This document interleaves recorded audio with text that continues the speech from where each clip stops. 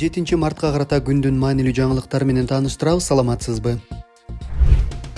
Депутат Сүйүнбек Өмүрзаков Ош базарында өлгөн малдын эти сатылып жатканы тууралуу Жогорку кеңештин 7-марттагы жыйынында билдирди. Ош базарында түнкү саат 3-4 арам малдын этин сатышат экен. Сатып алгандар да бар. Сиздерде ушундай маалымат барбы? Деди Өмүрзаков Айыл чарба министринин орун басарына кайрылып. Ал эми Айыл чарба министринин орун басары Маил Алиаскаров бул тууралуу маалыматы бар экенин айтып, базарларда рейд жүргүзүп жатканын, бирок маселени чечүүгө ыйгарым укуктары жетишсиз экенин билдирди.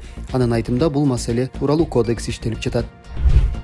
Президент Садыр Жапаров азыркы тапта электр энергиясын пайдаланууга чектөө киргизилгенин келерки күз-кыш мезгилине даярдык көрүү катары түшүнүү керек деп билдирди. Ал 50 жылдан ашык тынымсыз пайдаланылып келген Токтогул ГЭСинин 1-агрегаты жана 3 Коргон ГЭСинин 4-агрегаты дээрлик жараксыз абалга келгенин билдирди.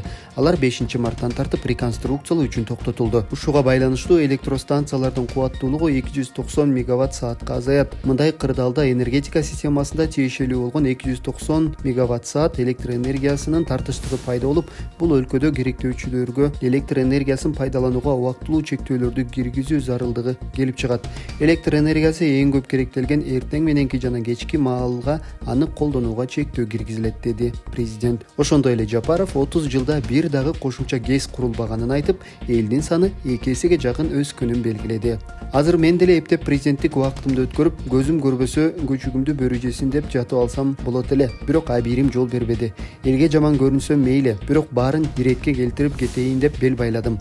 Азыр эми 2 жылдан бери 50дөн ашык орто жана чакан ГЭСтерди куруп жатабыз, деди ал. Аны менен катары президент Токтогул суу сактагычынан суу сатууга мүмкүн эмес экенин билдирди. Ал мындай сөздөрдү түшүнүгү жок же популист адамдардын энергетиктерге жапкан жалаасы катары сыпаттады. Ал жерде онлайн камералар орнотулган. Баары түздөн-түз көзөмөлдө турат. Экинчиден, ким суу саткан болсо, ал абийирин сатып калсын демекчимин. Эгер жолун таап саткан болсо, андай кызматкерлер жазасыз калбайт, өтө катуу жазасын алат, деди Жапаров. Өлкө башчысы Камбар Ата 1 ГЭСинин курулушу бүтсө, ал Борбор Азиядагы ири ГЭСтердин бири болорун билдирди. Ал максатыбыз келечекте электр энергиясын импорттогон эмес, экспорттогон өлкөгө айлануу деп кошумчалады. 6-мартта улуттук электр тармагы ишканасы электр жарыгын керектөөгө чектөө киргизген. Мындай чара Токтогул жана 3 Коргон ГЭСтеринде гидроагрегаттарды реконструкциялоо иштери башталганы менен түшүндүрүлгөн.